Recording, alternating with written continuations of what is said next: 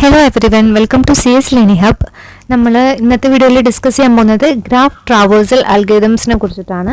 എന്താണ് ട്രാവേഴ്സൽ എന്ന് പറഞ്ഞാൽ നമുക്കറിയാമല്ലേ, ഒരു ഗ്രാഫിലെ എല്ലാ നോഡ്സിനും വിസിറ്റ് ചെയ്യുന്നതിനെയാണ് നമ്മൾ ട്രാവേഴ്സൽ എന്ന് പറയുന്നത്.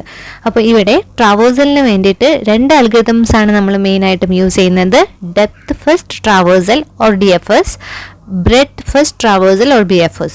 ഇതിന് ബ്രെഡ് ഫസ്റ്റിനെ BFSനെ നമ്മൾ ലെവലോഡ് ട്രാവേഴ്സൽ എന്നും പറയാറുണ്ട്. ഓക്കെ, ഇത് നമുക്ക് എക്സാമ്പിളിലൂടെ നമുക്ക് നോക്കാം. അപ്പോൾ ഇന്നത്തെ വീഡിയോയിൽ നമ്മൾ DFSനെ കുറിച്ചിട്ടാണ് പറയുന്നത്. നെക്സ്റ്റ് വീഡിയോയിൽ നമുക്ക് BFS ഡിസ്കസ് ചെയ്യാം. ഓക്കെ, DFS വെച്ചിട്ട് എങ്ങനെയാണ് നമ്മൾ ട്രാവേഴ്സൽ പെർഫോം ചെയ്യുന്നത്? ഇപ്പം നോക്കി, ഇതൊരു ഗ്രാഫാണ് അല്ലേ, അൺഡയറക്റ്റഡ് ഗ്രാഫാണ്. ഇതിൽ ഡയറക്ഷൻ ഒന്നുമില്ല, സ്പെസിഫിക് ഡയറക്ഷൻ ഒന്നുമില്ല. ഞാനിവിടെ കാണിച്ചിരിക്കുന്ന ഒരു അൺഡയറക്റ്റഡ് ഗ്രാഫാണ്. ഫസ്റ്റ് ട്രാവേഴ്സൽ പെർഫോം ചെയ്യുന്നതിന് വേണ്ടിയിട്ടുള്ള ഫസ്റ്റ് സ്റ്റെപ്പ് എന്താണെന്ന് വെച്ചാൽ, നമ്മൾ ഈ ഗ്രാഫിൽ ഏതെങ്കിലും ഒരു നോഡിനെ റൂട്ട് നോഡായിട്ട് കൺസിഡർ ചെയ്യണം. നമ്മൾ പറഞ്ഞു ഗ്രാഫിൽ എന്താണ്, എല്ലാ നോഡ്സും ഈക്വലാണ്, ഒരു റൂട്ട് നോഡ് ഉണ്ടായിരിക്കില്ല അല്ലേ. ട്രീയുടെ പോലെ ഒരു റൂട്ട് നോഡ് ഗ്രാഫിന് ഉണ്ടായിരിക്കില്ല. ഗ്രാഫിലെ എല്ലാ നോഡ്സും ഈക്വലാണ്. അപ്പോൾ നിങ്ങൾക്ക് ഏത് വേണമെങ്കിലും റൂട്ട് നോഡായിട്ട് കൺസിഡർ ചെയ്യാം, നിങ്ങളുടെ ചോയ്സാണ് അത്. ഞാനിവിടെ A ആണ് റൂട്ട് നോഡായിട്ട് എടുക്കുന്നത്. അപ്പോൾ ഫസ്റ്റ് ഇനീഷ്യൽ സ്റ്റെപ്പ് എന്താണെന്ന് വെച്ചാൽ, ഒരു റൂട്ട് നോഡിനെ സെലക്ട് ചെയ്യുക, ദെൻ അതിനെ വിസിറ്റ് ചെയ്യുക.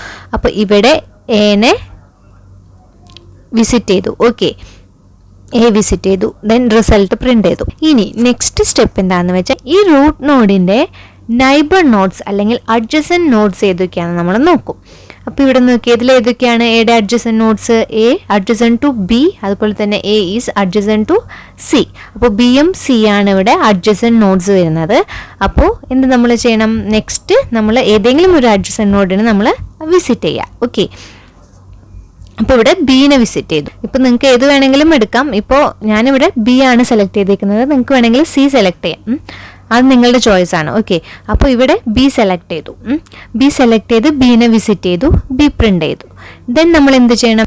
ബിയുടെ നൈബർ നോഡ്സ് ആണ് നമ്മളിവിടെ നോക്കുന്നത്. ബിയുടെ നൈബർ നോഡ്സ് ഏതൊക്കെയാണ് വരുന്നത്? C ഉണ്ട്, D ഉണ്ട്, E, then A. A is already visited അല്ലേ. അപ്പോൾ അൺവിസിറ്റഡ് നോഡ്സിനെ മാത്രമാണ് ട്രാവേഴ്സ് ചെയ്യുള്ളൂ. അപ്പോൾ ഓൾറെഡി വിസിറ്റഡ് നോഡ്സിനെ വീണ്ടും വിസിറ്റ് ചെയ്യില്ല.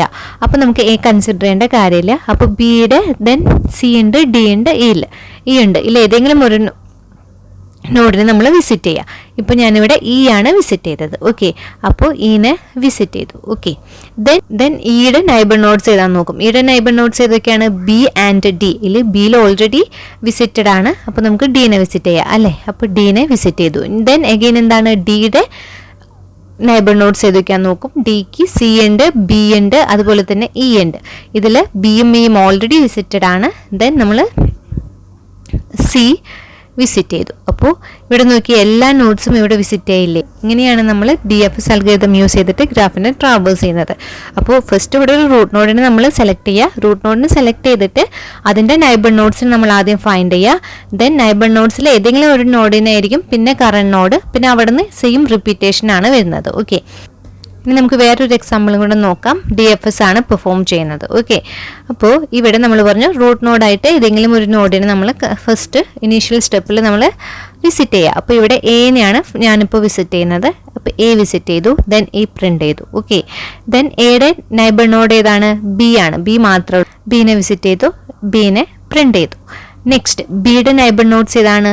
C മാത്രമേ ഉള്ളൂ അല്ലേ. അപ്പോൾ സീനെ നമുക്ക് വിസിറ്റ് ചെയ്യാം. C വിസിറ്റ് ചെയ്തു, പ്രിന്റ് ചെയ്തു, റിസൾട്ടിലോട്ട് ആഡ് ചെയ്തു. ഓക്കെ, ദെൻ സിയുടെ നൈബർ നോഡ്സ് ഏതൊക്കെയാണ്? ഇവിടെ D ഉണ്ട്, E ഉണ്ട്. നിങ്ങൾക്ക് ഏത് വേണമെങ്കിലും എടുക്കാം, E ഓർ D എടുക്കാം. ഞാനിപ്പോൾ ഇവിടെ D എടുക്കാണ്.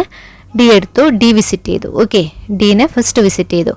ദെൻ ഡിയുടെ നൈബർ നോഡ്സ് ഏതാണ്? M ആൻഡ് K ഉണ്ട്. K ആണ് വിസിറ്റ് ചെയ്തേക്കുന്നത്. ഓക്കെ, ഇനി ഇവിടെ ശ്രദ്ധിച്ചേ, ഇപ്പോൾ ഇത്രയും നോട്ട്സ് ഇവിടെ വിസിറ്റ് ചെയ്തിട്ടുള്ളൂ, ഇനിയും നോട്ട്സിനെ വിസിറ്റ് ചെയ്യാനുണ്ട് അല്ലേ. അപ്പോൾ ഇവിടെ വെച്ചിട്ട് സ്റ്റോപ്പായി. ഇവിടെ കേക്ക് നൈബർ നോട്ട്സ് ഇല്ലാത്തത് കൊണ്ട് ഡെഡ് എൻഡ് എന്നാണ് പറയുന്നത്. ഓക്കെ, അപ്പോൾ ഈ കേസിൽ നമ്മൾ എന്താ ചെയ്യേണ്ടതെന്ന് വെച്ചാൽ, ബാക്ക് ട്രാക്ക് ചെയ്യും, 1 സ്റ്റെപ്പ് ബാക്കിലോട്ട് വരും. ഇപ്പോൾ K വരെയാണ് നമ്മൾ വിസിറ്റ് ചെയ്തത്. ദെൻ നമ്മൾ 1 സ്റ്റെപ്പ് ബാക്കിലോട്ട് വരും. 1 സ്റ്റെപ്പ് ബാക്കിലോട്ട് വരുമ്പോൾ D ആണ്. ഡിയുടെ നൈബർ നോട്ട്സ് എടുക്കും. Okay, then M. അപ്പോൾ നമ്മൾ എമ്മിനെ വിസിറ്റ് ചെയ്തു. എമ്മിനും ഇവിടെ നൈബർ നോട്ട്സ് ഇല്ല. അപ്പോൾ നമ്മൾ എന്ത് ചെയ്യണം? ബാക്ക് ട്രാക്ക് ചെയ്യണം. ഡിയിലോട്ട് വന്നു. ഡിയുടെ എല്ലാ നോട്ട്സും നമ്മൾ വിസിറ്റ് ചെയ്തു. ഡിയുടെ എക്സ്പ്ലോറേഷൻ ഇവിടെ കംപ്ലീറ്റ് ആയി. എക്സ്പ്ലോറേഷൻ എന്ന് പറഞ്ഞാൽ നമ്മൾ ഓരോ നോട്ട്സിൻ്റെയും നൈബർ നോട്ട്സിനെ ഫൈൻഡ് ചെയ്യുന്നതിനെയാണ് നമ്മൾ എക്സ്പ്ലോറേഷൻ എന്ന് പറയുന്നത്. ഓക്കെ, അപ്പോൾ ഡിയുടെ ഇവിടെ എല്ലാ നോട്ട്സും എക്സ്പ്ലോർ ചെയ്തിട്ടുണ്ട്. നെക്സ്റ്റ് അഗെയിൻ നമ്മൾ ബാക്ക് ട്രാക്ക് ചെയ്യാണ്. ബാക്ക് ട്രാക്ക് ചെയ്തിട്ട് സിയിലോട്ട് വരും. സിക്ക് neighbour notes unvisited neighbour notes ഉണ്ടോ എന്ന് ചെക്ക് ചെയ്യും. അപ്പോൾ ഇവിടെ ഉണ്ട് അല്ലേ, അപ്പോൾ ഈനെ നമുക്ക് വിസിറ്റ് ചെയ്യാം. ഈനെ നമ്മൾ വിസിറ്റ് ചെയ്തു. നെക്സ്റ്റ് ഇക്ക് നൈബർ നോട്ട്സ് ഉണ്ടോ, എഫ് ഉണ്ട്. അപ്പോൾ എഫിനെ നമ്മൾ വിസിറ്റ് ചെയ്യും. ഇങ്ങനെയാണ് നമ്മൾ DFS യൂസ് ചെയ്തിട്ട് ചെയ്യുന്നത്. നേരത്തെ കേസിൽ നമ്മൾ ബാക്ക് ട്രാക്കിംഗ് പറഞ്ഞില്ല, ജസ്റ്റ് ഒരു സിമ്പിൾ എക്സാമ്പിൾ ആണ് പറയുന്നത്. അപ്പോൾ ഇങ്ങനെ ഡെഡ് എൻഡ് വരുന്ന ടൈമിൽ നമ്മൾ എന്ത് ചെയ്യണം, ബാക്ക് ട്രാക്ക് ചെയ്തിട്ട് റിമൈനിങ് നൈബർ നോട്ട്സിന് നമ്മൾ വിസിറ്റ് ചെയ്യണം. ഓക്കെ, ശ്രദ്ധിക്കേണ്ട കാര്യം എന്താണെന്ന് വെച്ചാൽ ഇതിൻ്റെ റിസൾട്ട് യുണീക്ക് റിസൾട്ട് ആയിരിക്കണം എന്നില്ല.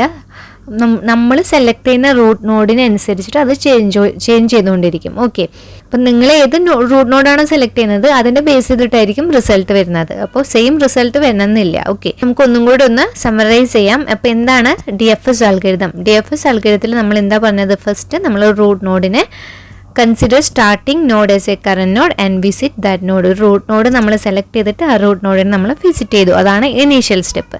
ദെൻ നമ്മൾ എന്ത് ചെയ്തു? Visit the unvisited adjacent node of current node, make that node as A current node. അപ്പോൾ ഫസ്റ്റ് ഒരു റൂട്ട് നോഡ് സെലക്ട് ചെയ്തു. ദെൻ റൂട്ട് നോഡിൻ്റെ അഡ്ജസൻറ്റ് നോഡ്സ് കണ്ടിട്ട് നമ്മൾ അതിനെ വിസിറ്റ് ചെയ്തു. ദെൻ നമ്മൾ ആ അഡ്ജസൻറ്റ് നോഡ്സിനെയാണ് നമ്മൾ കറന്റ് നോഡായിട്ട് ദെൻ സെറ്റ് ചെയ്യുന്നത്.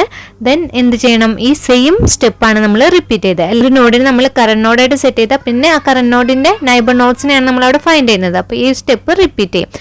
ട്രാവേഴ്സൽ കംപ്ലീറ്റ് ആവുന്നത് വരെ ഈ സ്റ്റെപ്പ് റിപ്പീറ്റ് ചെയ്യും. ഇപ്പോൾ ഡെഡ് എൻഡ് വരുന്ന ടൈമിൽ if unvisited nodes R present in the graph then back track, take reason visited node as A current node and repeat step 2.